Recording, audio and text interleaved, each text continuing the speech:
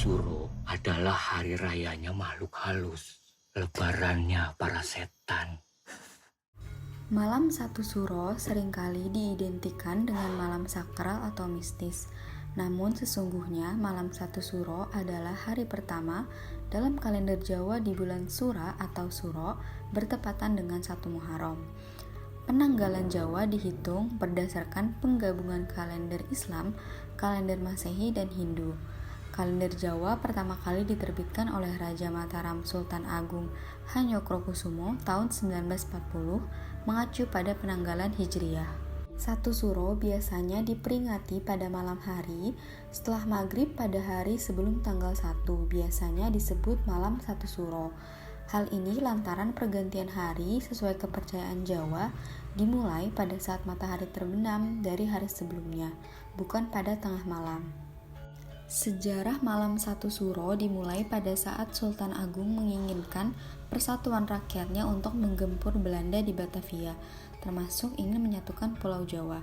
Oleh karena itu, Sultan Agung ingin rakyatnya tidak terbelah, apalagi disebabkan keyakinan agama.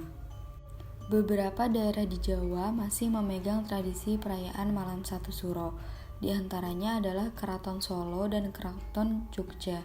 Di Solo, perayaan malam Satu Suro terdapat hewan khas yang disebut kebo kerbau bule atau disebut kebo bule Kiai Slamet dan keturunannya.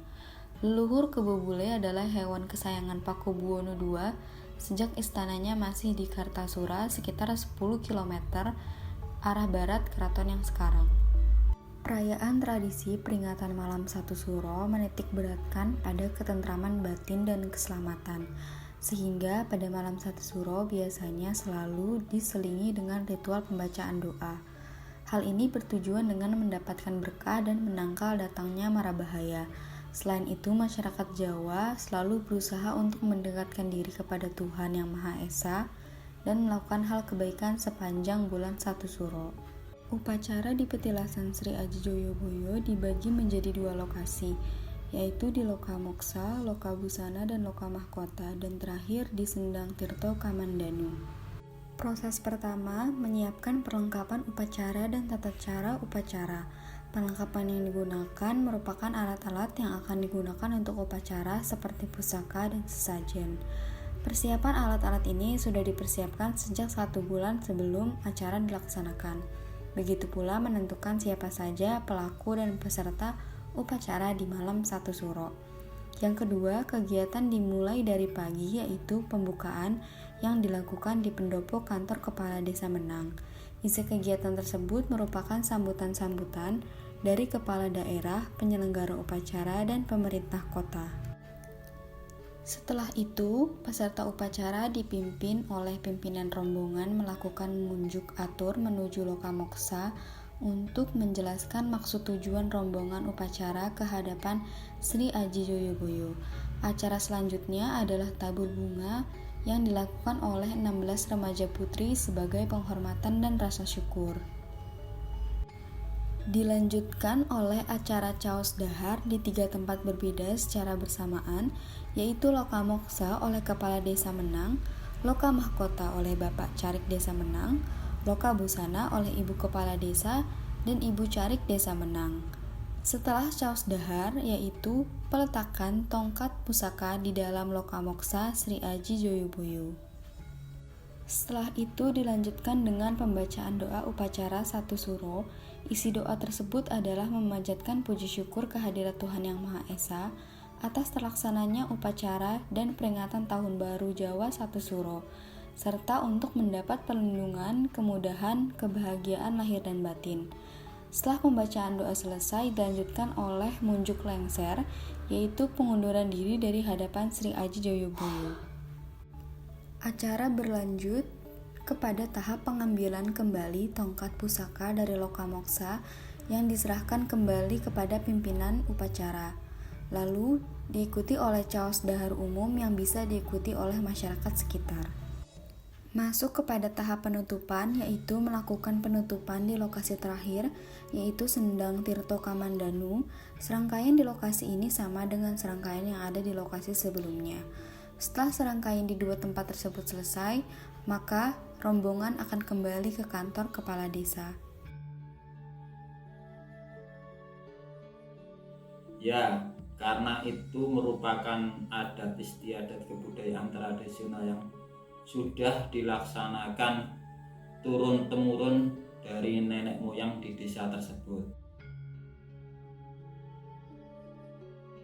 Kebanyakan upacara yang melaksanakan para sesepuh, dan ada juga dari luar desa dan luar kota. Kediri juga ada para remaja dan anak-anak yang ikut melaksanakan.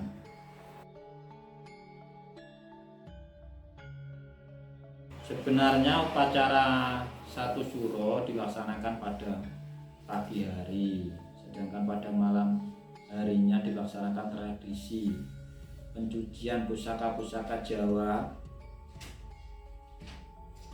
zaman dahulu kala, dan juga ada yang melaksanakan meditasi, ada juga yang melaksanakan selamatan atau kenduri. Sebenarnya pantangan untuk masyarakat sekitarnya tidak ada, karena merupakan adat istiadat kebudayaan tradisional yang sejak dulu kala sudah dilaksanakan. Selanjutnya tidak ada dampak bagi masyarakat sekitarnya.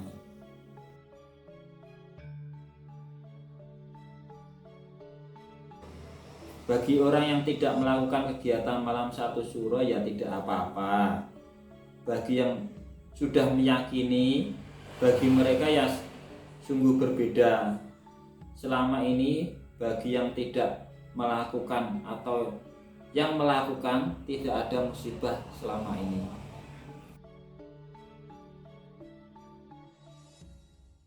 Bagi yang melakukan kegiatan malam Satu Suro yang jelas senang, karena bisa melestarikan kebudayaan tradisional yang ada di desa tersebut.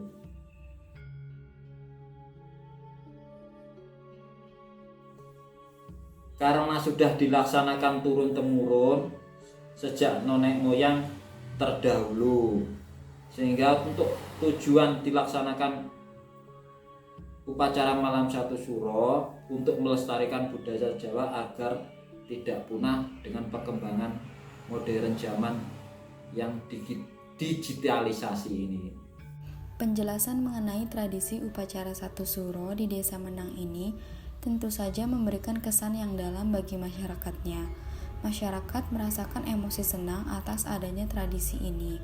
Hal tersebut dikarenakan masyarakat menganggap bulan Suro adalah bulan penuh kebaikan, sehingga mereka berbondong-bondong melakukan hal-hal baik agar terhindar dari mara bahaya dan mendapatkan berkah. Hal-hal baik inilah yang mendatangkan emosi atau perasaan bahagia. Dalam hal kegiatan upacara Satu Suro, masyarakat percaya bahwa tradisi ini harus terus dilestarikan. Bagaimana tidak, kegiatan ini bisa diikuti dari berbagai kalangan, dari mulai anak-anak sampai lansia. Mereka bisa turut berpartisipasi dalam tradisi ini. Di sisi lain juga bisa menjadi bahan pembelajaran mengenai sejarahnya, kepercayaan turun-temurun yang menganggap tradisi ini sangat sakral, sehingga jika dilaksanakan dengan baik dan hikmat akan menghasilkan dampak positif, turut membuat masyarakat semakin antusias dalam menjalankan tradisi upacara Satu Suro. Kembali kepada kepercayaan bahwa kebaikan akan mendatangi desa dan pribadi mereka, serta meleburnya hal-hal negatif. Adanya pelaksanaan upacara Satu Suro ini juga memberikan dampak di sektor lain, seperti pendapatan masyarakatnya.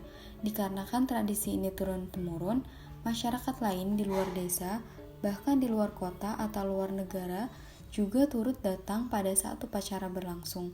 Alhasil, masyarakat di Desa Menang mengadakan bazar untuk berjualan.